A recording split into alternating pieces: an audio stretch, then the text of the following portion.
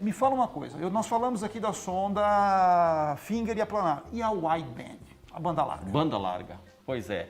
Esse é um conceito que o pessoal tem muita dúvida. O narrowband, banda estreita, e wideband, banda larga.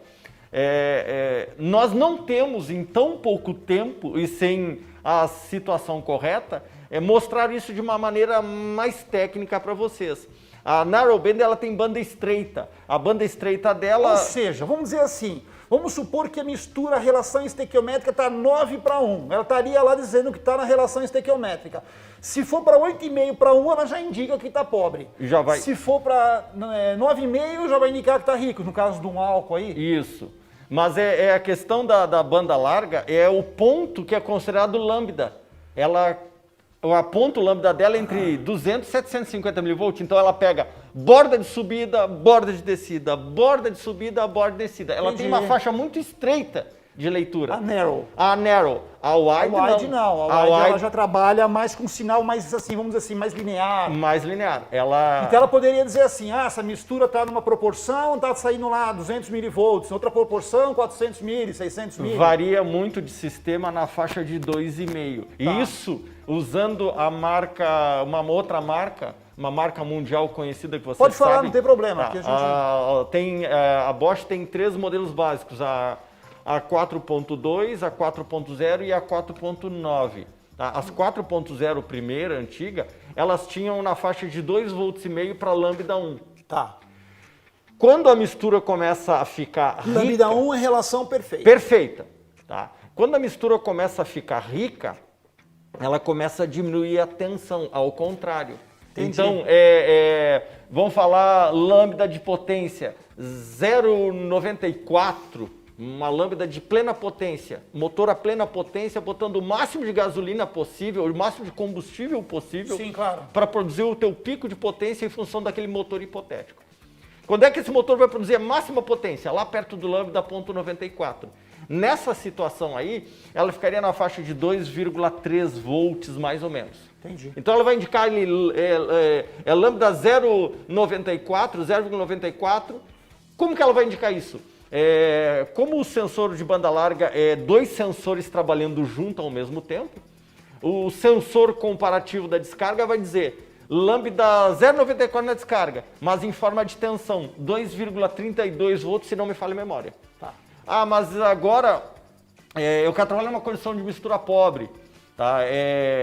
Mistura seca, magra, é 1,07. Isso para carro injetado convencional. Carro com injeção direta vai com lambda 2, mistura extremamente pobre. Você percebe uma tendência para esse sentido de som da banda larga? Para os carros com injeção direta, sim. Isso é uma tendência até para um melhor controle de emissões. Ele vai permitir essa situação. Sim. Então, você pode sair de Curitiba, ir a Porto Alegre e rodar 800 km trabalhando com lambda 1,5, 1,6. Isso consegue, por causa que o sistema está condicionado para isso. Mas como é que a central vai saber? Fazendo análise através dessa banda larga, que a banda estreita não dá uma condição ideal para isso aí.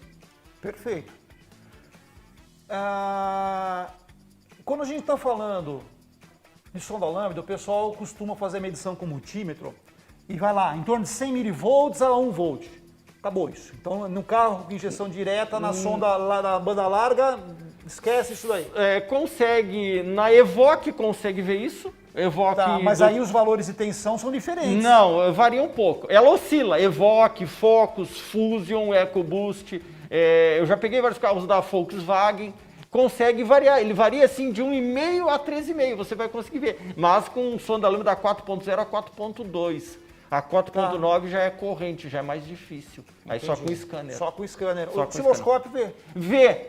Tem metodologia de teste. Tem, sim, claro. Mas consegue ver. Passa para mim para a apresentação, por favor. Pessoal, nós estamos vendo aqui agora, nós estamos vendo o sinal de uma sonda lambda pré-catalisador.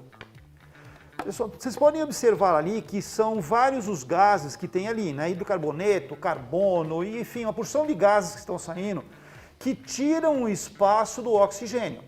Tá? Por isso que a sonda fica indicando.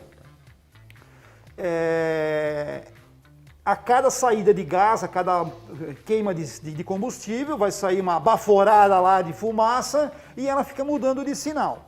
Então vocês podem ver aqui pelo osciloscópio que existe ali um sinal que fica variando. Ele está variando ali em torno de 100 milivolts até aproximadamente 900 mili, por aí, tá bom? Então esse é o sinal que sai de uma sonda pré-catalisador, tá? Esse é o sinal que sai no osciloscópio, pessoal. Tá? Se você pegar um osciloscópio e for medir, é mais ou menos isso que vocês vão ver. Então, do lado esquerdo de vocês, aí vocês vão ver uma forma de onda mais ampla, né, com amplitude maior. Vocês podem observar ali, ó, que eu tenho um sinal máximo de saída em torno de 814 milivolts, o mínimo em torno de 100 milivolts. É mais ou menos isso, tá? Sinais de 100 milivolts para baixo, e sinais, quando ela está aqui no caso com bastante oxigênio, né, mistura pobre, e quando está com a mistura rica, lá em cima, acima aí dos 800 milivolts, tá bom? Já se a gente for para a imagem do lado, essa que eu estou indicando, repara só, a tensão mínima aqui está em torno de 314 milivolts. Ou seja, ela nunca chega lá na casa dos 100 milivolts. E a tensão máxima não chegou a 800 mili. Então aqui, olha, a gente tem uma situação de tensão máxima em alerta, mas a tensão mínima está totalmente errada. Tá? Esse aqui é um carro que rodou aí em torno de 190 mil quilômetros. Então essa sonda aqui, Flávio, já tá no fim já passou do final da vida. Você reparou que com 193 mil, ela já está totalmente fora. Sim. Tá? Então na casa dos 100 mil é quando ela começa a já deixar de fazer o papel dela de maneira adequada, de maneira perfeita. É por isso que a gente recomenda um pouquinho menos, né? Que nem corrida dentada, né? O pessoal fala, trocar com quanto? 30 mil, mas troca menos, porque vai que dá um problema, né? Alerta o pessoal no seguinte, nós temos uma cerâmica que satura com gases com o passar do tempo. Sim. Ela aquece, dilata. Entra nos poros dela lá uma micropartícula de carvãozinho lá que saiu da descarga lá, que daqui a pouco a temperatura na câmara não estava lá dentro dos 600 graus ideal para queimar tudo. E aí vai saturando aquilo ali. Esfria, ela aperta aquele carvãozinho. No próximo ciclo aquece, aí entra uma outra sujeirinha. E com o tempo isso vai saturando, é normal. Pessoal, lembra no início que nós falamos, Flávio, isso aqui é que nem colocar o zinco e cobre no limão, é uma reação química. Um dia acaba, pessoal, isso aqui é uma bateria, um dia ela vai parar. Então, sonda lambda, um dia ela vai parar de funcionar. Não é ad eterno isso daqui que vai durar a vida inteira, tá? Então, temos que tomar cuidado com isso. E uma outra situação que vocês vão observar aqui, olha só, eu coloquei aqui o ângulo, a inclinação da forma de onda. Vocês olhando assim, aparentemente está igual, mas tá na apresentação, né? Mas vocês podem observar ali que a hora que eu aproximei um do outro, vocês reparem a diferença do ângulo. Perceberam como que o tempo de resposta, ele vai aumentando. Então, o tempo de resposta considerado para nós aqui, quando a gente libera um produto... A parte de engenharia. A parte de engenharia, assim, a gente considera que é menor que 150 milissegundos. Olha, interessante isso aí, pessoal. 150 milissegundos é muito rápido, hein? É a sexta parte de um segundo. Não, é rápido, não dá tempo de piscar. Não. E isso, assim, é situação normal. Bota um veículo rodando a 3.000 RPM aí, que o teu volume de gás é muito Câmera grande. em nós aqui, por favor. Então bota um veículo aí rodando a 3.000 RPM numa condição normal de velocidade de rodovia. Olha a velocidade do gás na descarga. Então ele tem que ter essa resposta para poder fazer a leitura correta. E uma sonda saturada já vai complicar. Sem dúvida nenhuma. Mas a gente tem a sonda pré-catalisador, que ela é responsável por fazer essa retroalimentação no sistema, tá? Então ela faz todo o sistema de injeção, vai colocar a quantidade de combustível certinha, fez a queima, ela vai conferir se isso daí está realmente correto e retroalimenta a informação. Só que nós temos uma segunda sonda, pessoal. Pode passar para a animação para mim, por gentileza. Repara que nós temos aqui uma sonda pós-catalisador. Pós-catalisador.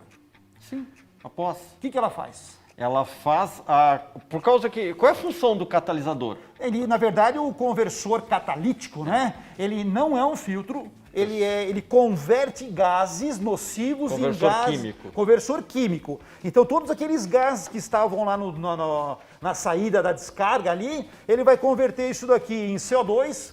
CO2 é prejudicial. Ih, então não beba cerveja. Cadê água mineral? Cadê água Não mineral? beba cerveja, não beba água mineral, não beba refrigerante. Isso daí tá cheio de CO2, tá? Nós temos nitrogênio. 78% do que você respira. 78% do que eu respiro é nitrogênio, pessoal. Só 21%, 22%, 21%, tem mais 1% de gás aí, que é o oxigênio, que também está saindo. E agora tem um negócio que aqui é bem perigoso, hein? Um tal de H2O. Pois é, esse H2O, só um pouquinho que eu vou tomar um pouquinho de H2O aqui, então, para lubrificar as cordas vocais. Será que é perigoso? Eu vou tomar então. Não, pode beber, Posso? essa daí não tem CO2. Não tem problema? Não. Então tá, então vamos tomar um pouquinho de H2O aqui. Essa tem CO2? Não, essa não, Não, só a tem minha, H2O. a minha tem H2O com CO2. Ah, então tá. Então você está tomando algo que é prejudicial? Deixa eu botar minha máscara aqui. É melhor, é melhor. Então, mas quando o pessoal fala assim, o scanner, via de regra, ele está dizendo que a sonda 2 está ruim. O cara vai medir lá, tá vendo. Porque vocês podem ver na imagem aqui da minha apresentação, que o sinal verdinho ali, referente à sonda pós-catalisador, ele é um sinal que está sempre ali indicando mistura pobre. Ele não fica oscilando, ele oscila eventualmente, mas ele não fica oscilando que nem a primeira sonda. Retorna a câmera para nós e explica para nós, quando está acontecendo isso? Bom, como o Norberto falou de uma maneira muito clara e objetiva, o catalisador é um conversor químico. Ele pega o gás não ideal, o gás nocivo, e ou ele adiciona ou ele remove o oxigênio. Tem os elementos químicos lá, não vem ao caso agora comentar a história, lá platina, paládio e ródio. Eles fazem essa ou redutor ou oxidante. Adiciona ou remove o oxigênio para quebrar os gases que estão saindo na descarga. Esses gases quebrados, transformados em outros elementos ideais, vão sair lá. Então, a sonda pós-catalisador, ela vai fazer a validação da eficiência desse conversor químico. A primeira sonda, ela faz correção de mistura em malha fechada, calcula, injeta, queima, sai na descarga, ela lê e informa para o módulo para ele tentar fazer uma correção nova na seguinte injeção. Só que esse gás que sai na descarga, ele tem que ser convertido quimicamente para tentar lançar para a atmosfera o mínimo possível de poluentes. Então, põe um sensor que ele vai validar, ele vai analisar esse gás procedente pós-catalisador, por isso que é chamado pós-catalisador, para dar eficiência e dizer assim, o catalisador está dentro das normativas corretas ou não está. Então, por isso que ele é considerado pós-catalisador, faz análise da eficiência do gás que sai na descarga. Como eu tenho uma quantidade de oxigênio maior saindo, ele sempre trabalha com uma tensãozinha um pouco menor. Baixa, né? Vamos pegar na família Volkswagen, tem vários modelos que a sonda pré-trabalhando, a pós trabalha, mas assim, um valor muito num nível baixo. bem baixinho. Baixinho. Agora, vamos pegar um Honda que tem ali a sonda no meio do catalisador. Pois ele está no meio do catalisador mesmo, Norberto. Se você for analisar alguns modelos Honda, a pré está aqui, a pós ele está no meio, não está aqui. Não está na saída. Ele tem uma câmera intermediária. Entendi. E ele fica, geralmente, se vocês pegarem o New Civic, vocês vão ver que ele fica assim, acima de 500 mV. E a gente acha que é defeito, e não é uma característica desse sistema aí. Tem que cuidar disso aí. Por isso que é importante a gente estudar cada carro em particular, né? Não adianta querer ser generalistas, porque hoje em dia não dá mais isso, né? Não tem mais como ser. É importante a gente conhecer o sistema até para não fazer interpretações erradas de diagnóstico. Claro. A câmera está em mim? Então, que tal agora, Flávio, se você mostrasse um pouquinho algumas formas de onda de sonda lambda? Aqui, ó, bateu aqui, muda a imagem, a próxima é essa daqui. Você pode passar agora para o PowerPoint, por favor? Perfeito. Assuma para nós aí. Então tá. Pessoal, aqui nós temos uma sonda lambda em condições ideais de funcionamento. Você pode ver que ela está oscilando, a transição dela ali Aqui tem um pouquinho de ruído por causa que o aterramento estava sendo pego da bateria, não estava sendo pego o fio cinza, tá? Uma medição correta é sempre pegar o aterramento do analisador ou do multímetro, que não dá o grau de precisão que o osciloscópio consegue dar, ou do osciloscópio propriamente dito. Então vocês vão pegar o terra do osciloscópio e ligam no fio cinza, o analisador, o canal do osciloscópio no fio preto. Então você pode ver aí que tem uma transição normal, você pode ver que ele oscila bem dentro de uma margem de bom valor de tensão, está trabalhando bem. Aqui nós temos uma outra imagem. Também boa. Também boa, com uma condição de sinais, pode ver que a transição do sinal está rápida. Claro, mantida a regulagem do osciloscópio, né? Que a gente não sabe como é. Sim, não, mantida a regulagem, só aumentamos um pouquinho o tempo aqui. Eu estava antes com um tempo menor, aqui um pouquinho maior. Tá. E nós temos também que levar em conta que isso aqui era uma situação de marcha lenta. Entendi. Eu tinha uma velocidade de gás de descarga menor. Perfeito. Então é normal ter uma quantidade menor. Aqui eu estou com um tempo um pouquinho maior já também. Você pode ver que existem certas transições dentro de um padrão. Dentro de uma normalidade, poderia se dizer. Dentro de uma normalidade. Isso aí está uma forma ideal. Aqui está uma forma ideal, era um carro que estava dentro de uma regulagem correta. Mas a sonda pode ficar lenta? Pode. Claro, lembra que nós falamos que aquele tempo de 150 milissegundos? Sim, se pode. aumentar é porque ela está contaminada. Vamos ver uma imagem contaminada? Bora lá. Olhem aqui, ó. Aqui nós tínhamos uma sonda lambda com defeito, uma leitura lenta. Esse veículo fez um teste de rodagem de uns 10 quilômetros mais ou menos para motor aquecer, chegar dentro de uma temperatura ideal de trabalho, a sonda lambda aquecer, o cano de descarga limpar, remover o que houver assim de oxigênio excedente e tudo mais. E aí realmente fazer uma análise, porque ela é um analisador de um ambiente fechado, em circuito fechado. Após esse teste de rodagem, o veículo chegou e foi analisado e ele estava assim, dessa maneira. Perfeito. Aqui nós tínhamos talvez um veículo, essa imagem já tem muitos anos, mas era um veículo com quilometragem já bem elevada também. Entendi. Então a nossa saturação da cerâmica estava muito forte aqui. Vamos ver mais uma com defeito? Bora lá. Olha aqui, outra aqui também. Existe um corte na imagem que foi na hora que foi dado o print na tela ali. Ah, mas tranquilo. Dá para ver que bem claro. Não tem tensão de resposta, não tem tempo de resposta. Tá ali com quase um segundo, mais de um segundo e meio de tempo de transição entre alto e baixo. Ali. Alto e baixo. Alto e baixo. Aqui uma outra situação também. Uma sonda com tempo de leitura defeituoso, aí estava sendo pego o aterramento da bateria, por isso que está esse ruído, que não é o ideal, a gente sempre tenta pegar o aterramento da sonda lambda. Mas aterramento realmente é um problema, né, Flávio? Porque se você pegar uma UCE com uma central aí com problema de aterramento... Meu Deus! Olha aqui então, já que você está perguntando, olha o que aconteceu aí. Essa central aí tinha um defeito de aterramento. Era uma central usada na família Fiat, uma Bosch, uma ME7.3H4.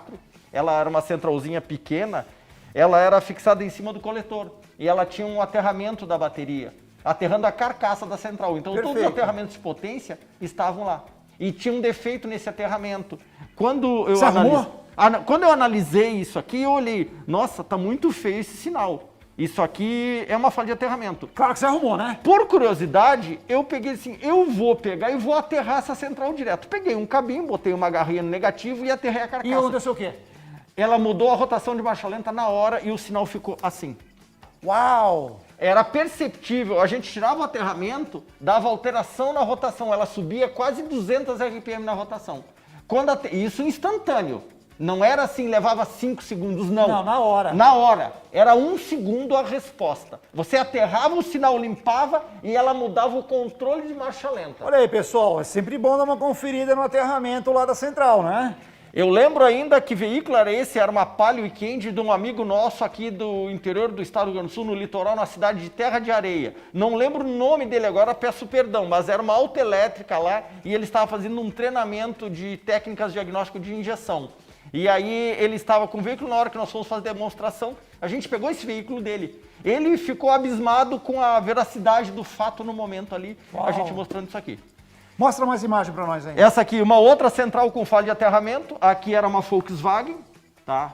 Aí no que foi melhorado, o aterramento da central, olha como é que ficou o sinal. Tá? Limpou o sinal. A central eletrônica tinha defeito de aterramento na carroceria, aterramento oxidado, mal apertado, zinabre, alguma coisa assim. Aterramento realmente é um problema. Olha essa aqui então. Olha essa central, o defeito que ela tinha. Tá?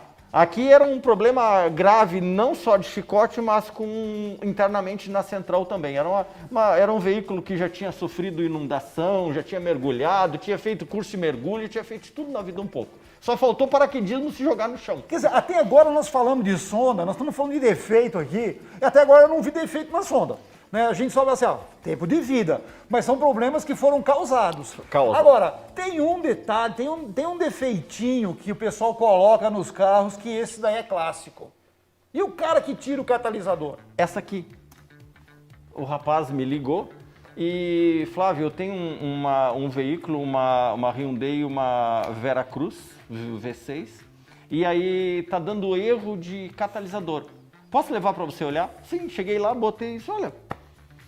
O catalisador tá com defeito, ele não presta mais. Não, não tem catalisador, eu tirei porque acendeu a luz, eu achei que era catalisador, eu quebrei o catalisador e tirei. Aí eu disse para ele, então vai ter que providenciar outro catalisador para o teu cliente. Mas você sabe, Flávio, que existe uma situação que o pessoal tem feito que, assim, não é um trabalho, obviamente, que deve ser executado. A cerâmica que está lá dentro, aqueles compostos que estão ali dentro, eles têm um valor, porque aquilo ali é 100% reaproveitado. Platina, paládio e ródio. Aquilo você reaproveita praticamente, usa quase que tudo. Sim. E ele tem um alto custo de compra. Então as pessoas tiram o catalisador, tiram toda aquela parte interna dele para vender aquilo por quilo. Então às vezes a pessoa faz isso daí e acaba, claro, comprometendo o meio ambiente e colocando um defeito no carro, né? Posso falar uma coisa de experiência vivida? Pode falar, claro. Por incrível que pareça, remoção do catalisador aumenta consumo. Já me perguntaram isso, por que aumenta consumo, Flávio? Por causa que eu estou tirando um abafador, o motor respira melhor. Catalisador, a normatização dele não pode roubar mais do que 2% da potência do motor. Sim. 2% você nem vai notar. Só que tem um problema seguinte, você tem um analisador de gás. O catalisador é conversor químico. O que você precisa fazer conversão química? Calor. Quando você tira o catalisador, você tem o gás saindo livre. Aí, por consequência, a tua tendência de temperatura média da sonda é diminuir. E quando ela diminui, começa a dar alguns erros com o passar do tempo. Até mesmo saturação, porque você vai começar a trabalhar daqui a pouco com uma tendência de correção diferenciada, por causa que o catalisador ele vai segurar calor entre a válvula de descarga, o cabeçote, e o corpo catalisador. Quem é que está no meio? A nossa sonda lambda. Sim, claro. Você tirou o catalisador, o gás flui melhor. Mas vai aumentar a potência? Não, por causa que ele está feito ali para roubar no máximo, a normativa é 2%. Se você tirar o catalisador, você não nota os 2%, mas com o passar do tempo, a tua temperatura média vai alterar. A temperatura média estava ali de sonda. E isso aí pode mudar o controle de injeção, que pode saturar com o tempo e ela diminuir a vida útil dela. Passa a imagem para o PowerPoint, por favor. Pessoal, aliás, você já ouviu falar de fio entupido? Já inventaram uma broca para isso. Tem uma broca flexível para fio entupido. Boa, essa é boa. Pessoal, vocês lembram que eu falei que a sonda lambda, ela faz uma comparação de níveis de oxigênio do que está dentro, dentro do tubo de escape com o que está fora. Tudo bem, a sonda, a parte externa dela está enfiada no tubo de descarga, está lá no coletor de escapamento. Está pegando os gases. Mas por onde é que entra o oxigênio que vai lá dentro dela como referência? Wi-Fi. Wi-Fi. Wi-Fi. Não, agora na geração Bluetooth. Bluetooth, é bem pro Bluetooth também. Pessoal, então, voltando aqui na animação, vamos ver o seguinte aqui, olha. Nós vamos desmontar a frente da sonda. Repara que o oxigênio, ele tem que entrar ali dentro. Vamos observar o cabo que é feito isso. Repara que são cabos, é claro, as cores aqui, eu só peguei a foto de um cabo qualquer da internet, tá? Mas o que eu queria mostrar para vocês é que são cabos multifilamentos, como o da sonda. tá? Cabo flexível, que não é de cobre, pessoal, tá? E eu já vou explicar o porquê. Repara como que ele é. Se a gente fizer uma animação aqui, olha só, podem perceber que entre um cabo e outro tem um espaço de ar. E é justamente por esse espaço de ar, por um processo chamado capilaridade, é que o oxigênio vai entrar no interior da sonda. Sabe o que isso significa? Que quando você vai fazer a solda disso daqui, começa que é um pé no saco para você soldar isso aqui. Tá? Porque o material ali não é para pegar solda, porque ele é duro, pessoal. Aquele material ali ele é mais duro justamente porque foi feito para climpar. Se você põe cobre, você consegue compactar o cobre e fazer uma massa homogênea. Aqui você não consegue fazer isso. Por mais que você climpe, ainda ficam os espaços entre os cabos. Por onde? Por um processo, como muito bem disse você, por capilaridade, ele vai adentrar lá dentro da sonda. Por isso que nós não podemos soldar, pessoal. Tá? É proibido fazer isso. Ah, oxidou a solda. Não, não oxidou não. Tá? Não é só a solda que provoca isso. A solda que a gente usa, ela tem um núcleo. Tá? Aquele fiozinho de solda que a gente compra, ele tem um núcleo ali que é o fluxo.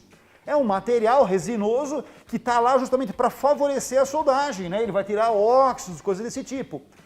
E quando você aquece, ele se transforma em líquido. E que também, pelo processo de capilaridade, acaba entrando pelos cabos.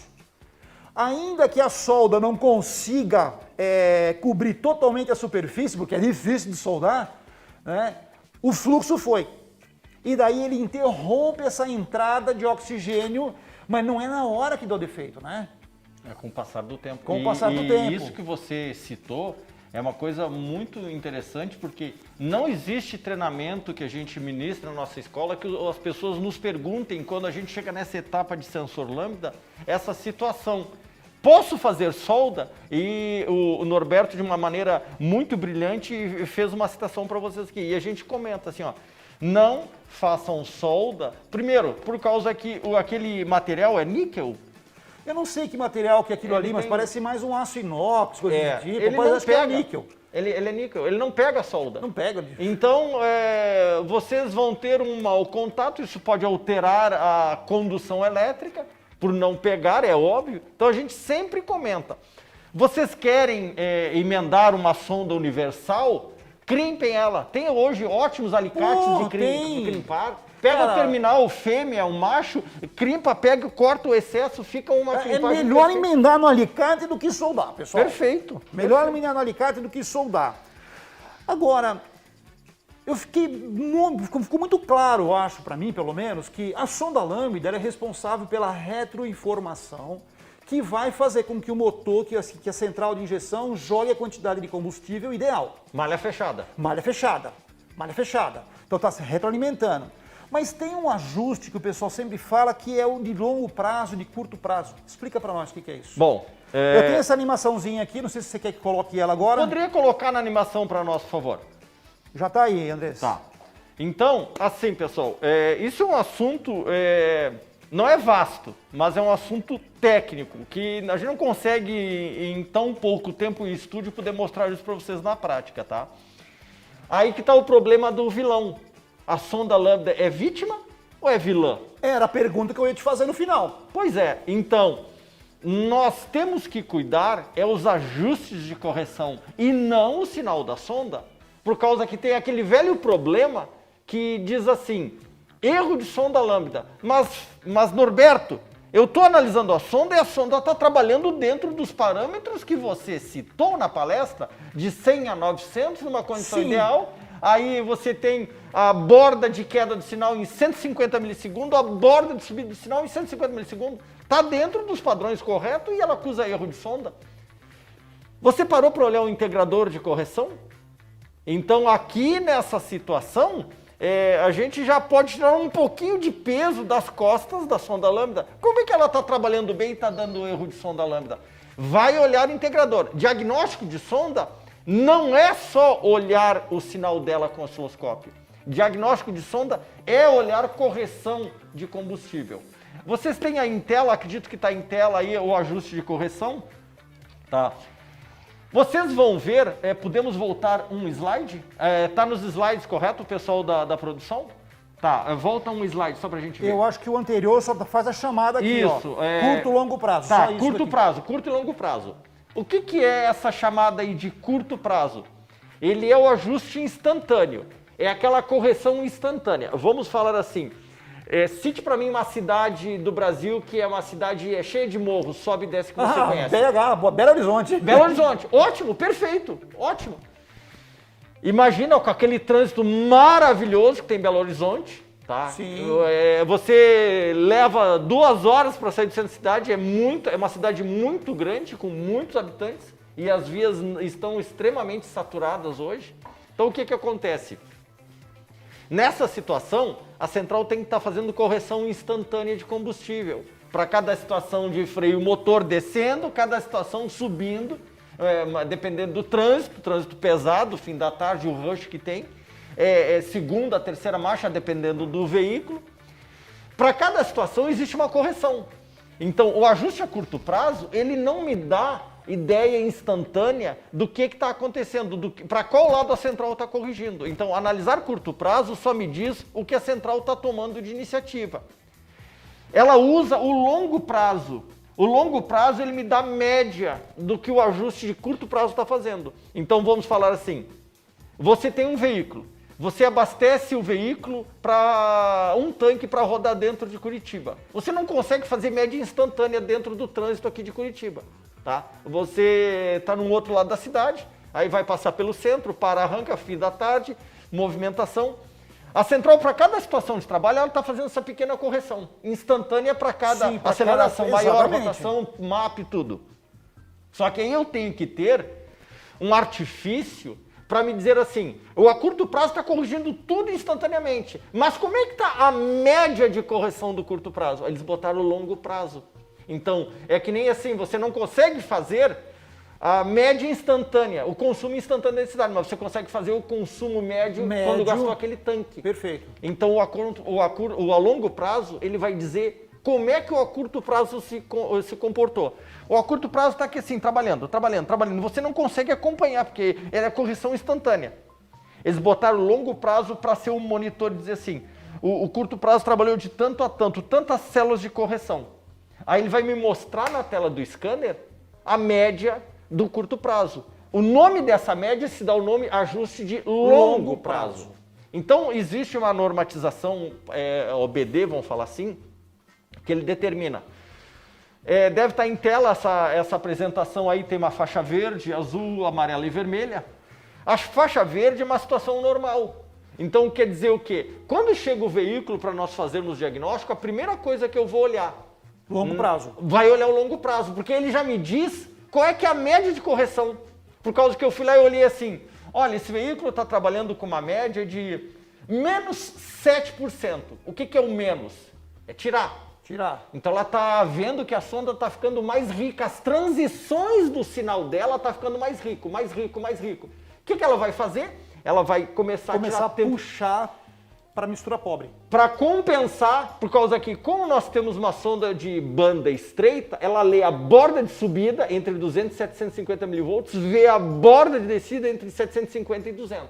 Tá. E ela vai tentar deixar a transição dela subindo e descendo igual. Quando a mistura está rica, ela fica mais tempo na parte de cima. Perfeito. Assim, que engraçado, eu estou com 2,5 milissegundo, que é o meu tempo padrão original de fábrica lá, com 2,5 milissegundos, ela tem uma tendência de querer ficar rica. O que ela faz? Então faz o seguinte, a nossa transição está errada. Ela está ficando mais tempo em cima, caiu, mais tempo em cima, caiu, mais tempo em cima, caiu. Ela cai e sobe. Qual é a tendência? Rica. Começa a tirar. Quando ela tirou 7% do tempo padrão original, o que eles fizeram nesse veículo? Botaram esse veículo na fábrica, botaram o motor no dinamômetro, moeram ele no porrete lá no dinamômetro, montaram todo o mapa de funcionamento e determinaram assim, esse motor vai trabalhar muito bem nas condições ideais de temperatura, pressão com 2,5 milissegundos. Botaram o programa na central, entregaram o carro no concessionário, o Norberto foi lá, comprou, começou a rodar. Só que para cada ponto do Brasil eu tenho ambiente, atmosfera, sim, nós estamos num país tropical. Vai chegar uma hora que esse veículo foi vendido para o Frio do Sul. não para o calor do Nordeste. Aí lá eu tenho situações diferentes, então eu tenho que tentar adequar a minha situação. Aí ela viu assim, que engraçado, com 2,5 milissegundos ela está ficando mais rica. Então tira para compensar. Ela tirou 7% de correção, um exemplo hipotético. Sim, claro. 7% de correção. Então, quando chega o veículo, eu vou lá e olho o meu integrador a longo prazo e vi assim, olha, o integrador está dizendo que eu estou trabalhando com menos 7%. Esse carro está com uma tendência leve de trabalhar com mistura rica. O que eu vou fazer? Eu vou olhar o que faz a mistura ficar rica. Não, eu peguei agora, há poucos dias atrás, um carro com menos 18% de correção. Uau. 18% Já está em atenção. Já está em atenção. Então, chegou o veículo, eu vou olhar, erro de sonda lambda. Vamos trocar a sonda. Não, mas eu botei agora, há 3 meses atrás, eu estava viajando lá em Curitiba, fui um auto center lá, eles botaram uma sonda lambda Gauss nova lá, tá boa, funcionando. Vou botar no meu osciloscópio, a sonda está trabalhando bem. Mas por que está dando erro de sonda lambda se ela está trabalhando bem com a sonda? Não poderia ser, por exemplo, uma pressão maior na linha de combustível? Aí que tá. Por um integrador com menos 18%, que comando eu estou dando menos? Tira combustível. Tira combustível? Tem alguém que está fazendo a minha mistura ficar mais rica. Pressão de combustível. Sim, um Não bico. usou uma bomba elétrica Gauss. Bosch. Gauss. Não usou uma bomba elétrica Gauss. Não usou um regulador correto. A vela de ignição não estava correta. O filtro de ar estava saturado. Uma série de fatores diferentes. Sim, claro. Então eu tenho que observar o que faz a mistura ficar rica. Chegou o veículo agora, uns dias atrás, nós estávamos analisando, tinha um com mais 12%, mais 13%, ainda dentro da faixa amarela. Mais? O que quer dizer mais? Põe um combustível em cima do tempo base. Qual era o tempo base padrão determinado lá em fábrica? 2,5 milissegundos. Um padrão, 2,5 milissegundos. Só que aí a central começou a ver que com 2,5 milissegundos, ela estava assim, pobre. Começou a aumentar. Rica, pobre. Rica, pobre. Fica muito tempo em pobre, pouco tempo em rica. A central viu assim. Que engraçado, com 2,5 milissegundos ela está ficando com tendência pobre. Cara. Começa a botar combustível. Quando a sonda voltou... Mais uma vez, pode ser baixa pressão de linha. Pode. Aí tem um detalhe. Significa que ela está colocando o seguinte, ela pode estar entrando um oxigênio que não está sendo medido. Quando descarga rachado? Pós-sonda? Sim. Pós-cabeçote, pós-processo de combustão, você... Olha que interessante, o catalisador, ele segura calor. Então eu tenho um ambiente extremamente aquecido, com uma certa pressão positiva quando a válvula de descarga abre. Para que lado o cano de descarga está apontado? Normalmente para frente do carro, né? Para frente, para dar pressão lá dentro. Não, para esfriar bem. O cano está para trás. Por efeito natural de arrasto, Claro, né? efeito RAM, Cria um vácuo ali atrás. e arrasta o gás, tá? Então, o que vai acontecer? Quando a válvula de descarga abre, eu tenho uma certa pressão positiva. Ela fecha, o arrasto determina de dar uma queda de pressão dentro daquele ponto. Se eu tiver um cano de descarga trincado, rachado, a pressão atmosférica é maior. Ela empurra o gás, o oxigênio, o ar respirável, 78% de nitrogênio, 21% de oxigênio. Ela joga gás, ar, para dentro da descarga. Isso vai lavar o gás da descarga e vai oxigenar, vai botar mais oxigênio. E aí a tendência dela é ficar mais pobre. E ela viu, que engraçado, tá pobre. Ela vai compensar, vai começar a botar combustível. Vocês pensam que a gente não aprende quando tá aqui fazendo a live? Aprende pra caramba também. Todos os dias. Ontem eu aprendi o processo de fabricação das bombas elétricas da Gauss aqui, pessoal. Regulador também, né? Regulador de tensão. A linha de montagem da parte do regulador de tensão é algo assim. Não é o regulador de tensão, é uma obra de arte o processo. Vocês estão assim, ó, ao vivo, estão... extremamente parabéns pela qualidade empregada, muito obrigado, pela qualidade de todos os processos. Eu vi todas as sequências de testes, são 4 testes diferentes até chegar na montagem final, no empacotamento de uma peça. Tá? Os reguladores de tensão passam por 4 testes diferentes para determinar assim, pode lançar no mercado que esse equipamento está bom. Ah, mas o regulador... Linha de produção também. Isso. Então estão de parabéns por esse Saiba controle que, de qualidade. vindo esse elogio de uma pessoa do seu quilate, isso daí para nós é muito orgulho. Eu muito tenho obrigado. muito para aprender, ainda mais com vocês aqui. Entendeu essa questão aí? Acho que o pessoal, de repente, a hora que a Kátia quiser lançar alguma pergunta... Kátia, tem pergunta, alguma coisa? Quer ir dar uma interrompida? Tem pergunta sim, pessoal.